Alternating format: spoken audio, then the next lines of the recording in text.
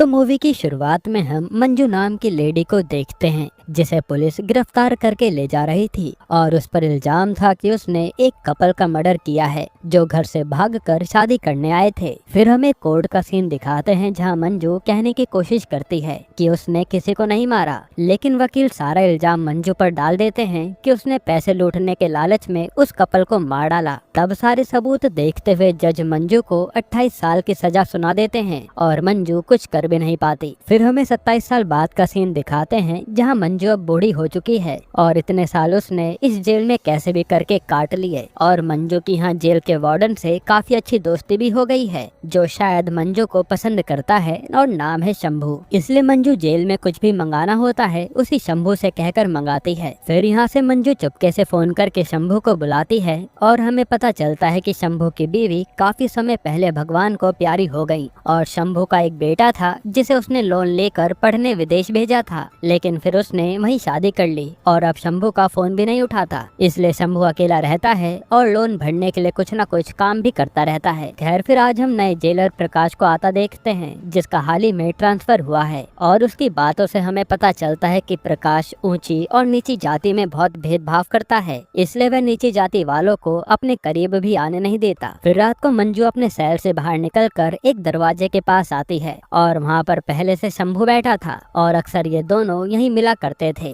ताकि शंभू एक छेद में से मंजू का मंगाया सारा सामान दे सके। अब यहाँ सारा सामान देने के बाद ये दोनों काफी सारी बातें करते हैं और हम समझ पाते हैं कि मंजू भी शंभू को पसंद करती है। इसके बाद शंभू जेल के अंदर लगी सब्जियों को तोड़ता है और वहाँ से जाने लगता है। तब गार्ड शंभू से कहते हैं कि फिर से सब्जी चुरा रहे हो, जिस पर शंभू कहता है कि ये सब्जी बेचकर थोड़े पैसे आ जाते हैं और इनकी देखभाल भी तो मैं ही करता हूँ। अब जैसे शंभू जाने लगता है तो वहाँ एक दूसरा गार्ड जो अभी अभी आया था वो सब्जियों में एक हथियार से मारकर चेक करता है कि कोई कैदी तो यहाँ से नहीं भाग रहा। फिर चेक करने के बाद शंभू चला जाता है। अब हम अगले दिन का सीन देखते हैं जहाँ प्रकाश का यहाँ के वार्डन स्वागत करते हैं और तभी खान नाम का एक आदमी एक शराब की बोतल और बुके लेकर आता है और कहता है कि ये भूरी भैया ने भेजे हैं जो एमएलए के भाई हैं और वो इसी जेल में रहते हैं। ये सुनते प्रकाश वो बोतल और बुके फेंक कर कहता है कि मैं कैदियों से कुछ भी लेता नहीं और आप सभी भी कैदियों से दोस्ती कम करो। ये सुनकर सब चले जाते हैं। इसके बाद हम आज जेल में कुछ नई कैदियों को आता देखते हैं जिसमें एक नैना नाम की लड़की भी थी। नैना बैंक में काम करती है और उसके ऊपर बैंक में स्कैम करने का आरोप है। हालांकि नैना ने कुछ भी नहीं किया, उसे मैनेजर ने फंसाया था। तब यहाँ नैना की चेकिंग करके ये लोग अंदर भेज देते हैं, पर नैना तो काफी डरी हुई थी। फिर अगले दिन नैना को देखकर मंजू उसके बारे में पूछती है कि आखिर ये आई कैसे, तो उसके साथ ही सारी बात बताती है। फिर आज का दिन ऐसे ही बीत जाता है और आज मंजू वार्डन के साथ शराब पी रही होती है। तब वो वार्डन पूछती है कि तेरी सजा खत्म होने वाली है, तू अब कहाँ जाएगी? तो मंजू कहती है कि अभी सोचा नहीं, पर सोच लूंगी क्या करना है। फिर हमें अगले दिन का सीन दिखाते हैं जहाँ आज कैदियों की पेशी के लिए उन्हें लेकर जा रहे थे जिसमें नैना भी थी। तभी वहाँ भूरी आता है, वही एमएलए का भाई, और वो जाने से पहले पास में खेल रहे कुत्ते के बच्चों को खिलाता है और फिर उन्हें टायर के नीचे रख देता है। तो जैसे ही गाड़ी चलती है तो वो कुत्ते मारे जाते हैं। ये देख नैना के होश उड़ जाते हैं कि ये कितना निर्दयी आदमी है। हालांकि पूरे रास्ते भूरी नैना पर ही गंदी नजर बनाए रखता है। तो वहाँ के वार्डन भी देखती है पर वो भूरी को कुछ कह नहीं पाती। फिर कोर्ट पहुँचते ही सब लोग उतर जाते हैं, लेकिन भूरी वार्डन रजनी को पकड़कर नैना के बारे में पूछता है और उसकी बातों से हमें पता चलता है कि वार्डन के साथ भूरी हमेशा बदतमीजी करता है, पर उसका भाई एमएलए है, इसी डर से वार्डन कुछ कह नहीं पाती। अब नैना का वकील आता है जो कहता है कि आज मैं आपको बेल दिला दूंगा। तब ये बात भूरी सुन लेता है और वो वकील को बुलाकर कहता है कि इस लड़की को बेल मिली तो तुम मारा जाएगा। ये सुनकर वकील भी डर जाता है और हम देखते हैं कि आज नैना को सही में बेल नहीं मिली। इधर आज प्रकाश सारे कैदियों से मिलने आता है और यहाँ प्रकाश को देखकर मंजू को अजीब सा लगता है। तब प्रकाश सबसे कहता है कि आप लोग अपनी अपनी समस्या बता दीजिए, मैं सबको ठीक करवा दूंगा। जिस पर ये कैदी कहती है कि जेलर सही में अच्छा आदमी है। इसके बाद रात को नैना रो रही होती है जो देख मंजू उसके पास आती है और पूछती है कि क्या हुआ। तब नैना बताते है कि उस भूरे के कारण मेरी बेल नहीं हुई। जिस पर मंजू कहती है कि इस दुनिया में जीने की आदत डाल लो, यहाँ बहुत बुरे लोग रहते हैं। जिस पर नैना रोए जा रही थी। अब अगले दिन भूरी एक बूढ़े आदमी को देखता है जो उसके एरिया में कपड़े धुल रहा था। ये देख उसे बिना बात गुस्सा आता है और वो उसे मारने करने लगता है। तभी यहाँ प्रकाश आता है, जिसे देख भूरी हट जाता है, लेकिन प्रकाश भूरी को देखकर समझ गया था कि ये कितना हरामी आदमी है। वहीं भूरी अपने आदमियों से कह रहा था कि भैया के कारण जेल में रहना पड़ रहा है, अब जैसे चुनाव खत्म होंगे वो मुझे बाहर निकाल लेंगे। तब प्रकाश को भी गुस्सा आता है और वो भूरी को एक अलग सेल में बंद करवा देता है ताकि ये किसी से मिल ना पाए। इसके बाद हम देखते हैं कि थोड़ी ही देर में प्रकाश पर आईजी का फोन आता है, जो कहता है कि भूरी को उस सेल से निकालो। एमएलए का फोन आया था, वो प्रेशर बना रहा है। तब प्रकाश को आईजी की बात माननी पड़ती है। अब रात को जब प्रकाश अपने रूम में ड्रिंक कर रहा होता है, तभी उस पर भूरी जेल से फोन करके कहता है कि मैं तो आसानी से बाहर आ गया, और ये कहकर वो प्रकाश को उकसाता है। इस पर तो प्रकाश को गुस्सा आता है और वो तुरंत नशे में भूरी की जेल में घुसता है और फिर वो भूरी को बड़ी बुरी तरह मारता है, जिससे भूरी अधमरी हालत में हो गया था।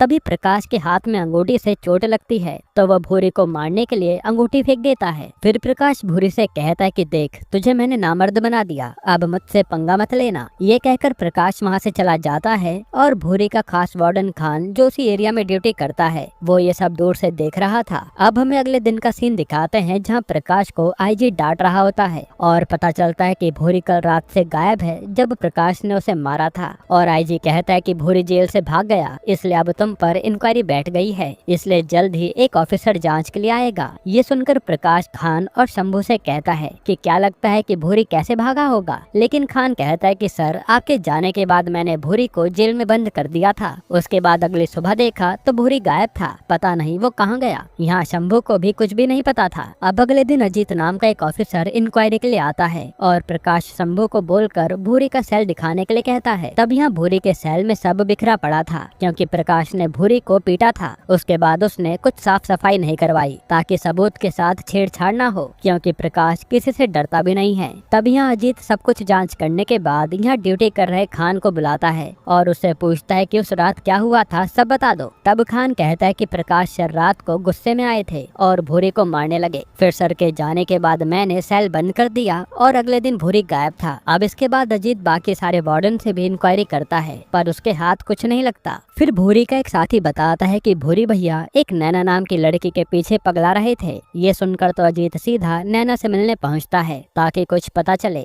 तब यहाँ नैना को बुलाया जाता है, जो काफी डरी हुई थी, पर नैना भी कहती है कि मैंने बस कोर्ट जाते समय उसे देखा था, उसके बाद में उससे नहीं मिली। ये सब सुनकर अजीत को समझ नहीं आ रहा था कि भूरी ऐसे कैसे गायब हो गया। फिर रात को अजीत गार्ड से बात कर रहा होता है कि भूरी के गायब होने वाली रात कुछ अजीब हुआ था क्या। तो एक गार्ड जो नया आया था वो बताता है कि ऐसा तो नहीं, बस वो शंभू ही सब्जी लेकर निकला था, उसे मैंने चेक भी किया था। यहाँ से सीन पास्ट में जाता है, जहाँ शंभू आज फिर सब्जी लेकर जा रहा था। तब यही लड़का फिर से चेक करने आता है, लेकिन इस बार शंभू उससे हथियार छीनकर खुद कहता है कि मैं चेक करके दिखाता हूँ। फिर वो सब्जी पर वार करने के बाद शंभू चुपके से उस हथियार को साफ करता है और उस लड़के को दे देता है, यानी शंभू कुछ छुपा रहा है। खैर प्रेजेंट में बाकी गार्ड कहते हैं कि शंभू अक्सर रात को सब्जी लेने आता है, सर ये कोई बड़ी बात नहीं है, और ये लोग शंभू के बेटे वाली कहानी उसे बताते हैं। ये सब सुनकर अजीत सीधा शंभू की दुकान पता करके वहाँ जाता है, जहाँ शंभू सब्जी बेचता था। तब पास में सो रहे लड़के से अजीत उठाकर पूछता है कि परसों शंभू आया था तो कुछ अजीब लगा था क्या, जिस पर वो लड़का पहले तो कुछ भी नहीं बोलता। फिर अजीत के डराने के बाद वो कहता है कि उस दिन वो आए थे और मुझे शराब लेने के लिए भेज दिया था, लेकिन जब मैं शराब लेकर वापस आया तो वो जा चुके थे, बाकी मुझे कुछ भी नहीं पता। तब यहाँ से अजीत सीधा शंभू के घर आता है और उससे पूछता है कि तुम उस रात जेल गए थे सब्जी लेने। तब शंभू फिर से वही बात बताता है कि मैं जेल से सब्जी चुरा कर लाता हूँ। ये बात इसलिए नहीं बताई क्योंकि मुझे शर्म आ रही थी कि मैं चोरी करता हूँ। तब अजीत वहाँ ड्रिंक करने के लिए कहता है तो शंभू अजीत के लिए भी ड्रिंक बनाता है, और जैसे वो बर्फ लेने जाता है तो हम देखते हैं कि भूरे की लाश तो उसी फ्रीजर में पड़ी है। तब शंभू बर्फ डालकर अजीत को दे देता है और अजीत पूछता है कि ये फ्रीजर यहाँ कैसे, जिस पर शंभू कहता है कि एक आदमी का काम करवाया था, उसने सब्जी रखने के लिए गिफ्ट में दिया था, पर अब ये बेकार हो गया। फिर ये दोनों भूरे के बारे में थोड़ी बात करते हैं और अजीत कहता है कि मुझे भूरे के बारे में कुछ पता नहीं चला, इसलिए मैं कल चला जाऊंगा। ये कहकर वो चला जाता है और शंभू की जान में जान आती है। अब अगले दिन जाने से पहले अजीत प्रकाश से आकर मिलता है और कहता है कि सर आपको भूरी को ऐसे नहीं मारना था, कहीं आपने ही तो उसे गायब नहीं कर दिया। लेकिन प्रकाश अजीत पर ही भड़क जाता है और कहता है कि तुम्हें जो रिपोर्ट बनानी है बना लो, मुझे फर्क नहीं पड़ता। ये सुनकर अजीत चला जाता है और ये केस यहीं बंद हो गया था। इसके बाद हम शंभू को देखते हैं जो एक गड्ढा खोद कर भूरी की लाश छुपा देता है और इस दौरान मंजू भी अपनी सजा पूरी करके जेल से निकल गई थी। अब हमें 11 महीने बाद का सीन दिखाते हैं जहां आईजी तुरंत अजीत को आने के लिए कहता है और इनकी बातों से हमें पता चलता है कि हाल ही में प्रकाश जिस बंगले में रुका था उसके पीछे बिल्डिंग बनाने के लिए काम शुरू हुआ था और वहाँ एक कंकाल मिला है। अब भूरी का भाई आईजी पर भड़क रहा है कि अगर ये कंकाल भूरी का निकला तो अच्छा नहीं होगा, इसलिए अब आईजी अजीत को सुनाता है और कहता है कि तुम्हारी रिपोर्ट से प्रकाश तो सस्पेंड हो गया, अब 3 दिन में मुझे गुनहगार का नाम चाहिए वरना तुम भी सस्पेंड हो जाओगे। ये सुनकर अजीत तुरंत उस केस पर काम करने चल देता है। फिर वहाँ पहुंचकर कंकाल के पास अजीत को एक अंगूठी मिलती है जो कि प्रकाश की ही थी और थोड़ी देर बाद रिपोर्ट से कंफर्म हो जाता है कि ये कंकाल भूरी का है। तब अजीत सीधा खान को बुलाता है और बड़े प्यार से पूछता है कि जो पता हो बता दो, लेकिन खान वही सब बताता है। तब अजीत खान को मारने लगता है और डर के मारे खान बताता है कि प्रकाश सर से मार खाने के बाद भूरी ने वार्डन रजनी को फोन करके कुछ कहा था, फिर वो उससे मिलने चल दिए और डर के मारे मैं उसे रोक नहीं पाया। फिर खान कहता है कि 3 घंटे तक भूरी वापस नहीं आया तो मैंने जेल में ताला लगा दिया और अगले दिन नाटक किया कि मुझे कुछ नहीं पता।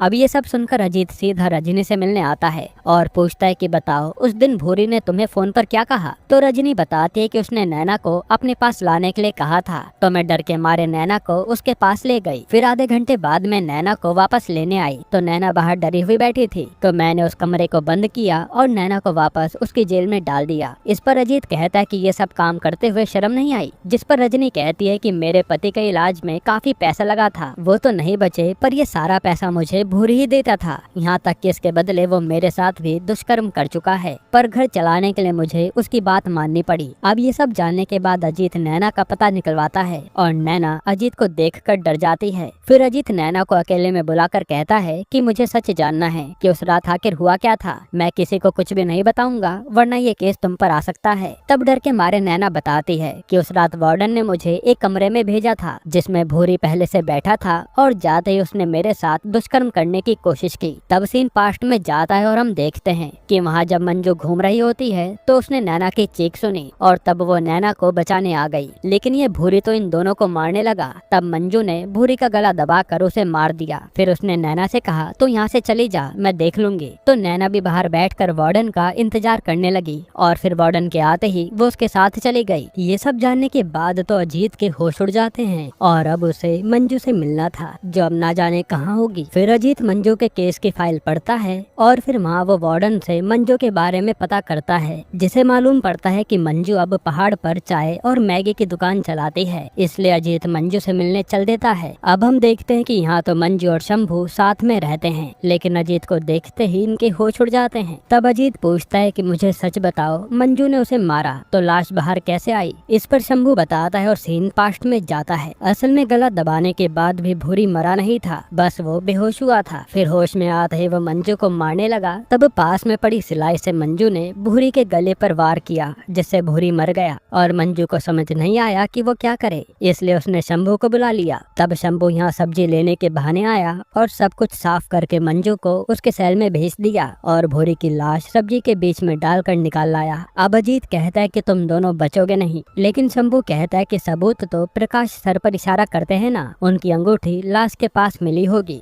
जिस पर अजीत कहता है कि बेकसूर आदमी को क्यों फंसा रहे हो। तब शंभू बताता है कि प्रकाश कोई संत नहीं है। यहाँ से सीन पास्ट में जाता है और जिस कपल को मारने का इल्जाम मंजू पर आया था, असल में उन्हें प्रकाश नहीं मारा था, क्योंकि लड़की प्रकाश की भतीजी थी जो नीची जात के लड़के के साथ भाग गई। इससे प्रकाश को बदनामी का डर हुआ तो उसने दोनों को गुस्से में मार दिया और जब मंजू वहाँ आई तो प्रकाश ने उस पर भी वार करके उसे इस केस में फंसा दिया, मतलब मंजू बेकसूर थी। अब शंभू रिवील करता है कि मैंने जानबूझकर प्रकाश के घर के पीछे लाश गाड़ी थी ताकि ये सच कभी न कभी सामने आए और प्रकाश पकड़ा जाए। आगे वो कहता है कि सर उसने मंजू को मर्डर करके फंसाया था, इसलिए अब मंजू ने मर्डर करके उसे फंसा दिया, जिसके जरिए उसे अपनी करने की सजा तो मिलनी ही चाहिए। और ये भूरी वैसे भी सबसे गंदा आदमी था जो मारा गया। ये सब सुनने के बाद अजीत वापस आ जाता है और हम देखते हैं कि उसने प्रकाश को ही गुनहगार बता दिया है। तब वो प्रकाश पूछता है कि मैंने तो किसी को मारा ही नहीं, तो सजा क्यों मिली? जिस पर अजीत कहता है कि अपनी भतीजी और उस लड़के को तो मारा था ना, ये उसी की सजा समझ लो। जिस पर प्रकाश चुप हो जाता है और ये मूवी यहीं खत्म होती है। दोस्तों, अब आपको इसके अलावा कौन सी मूवी का एक्सप्लेनेशन चाहिए हमें कमेंट में बताइएगा, हम ले आएंगे। बाकी अगर आपको हाल ही में ये कमाल की मूवी देखनी है तो ये वीडियो देख लीजिए।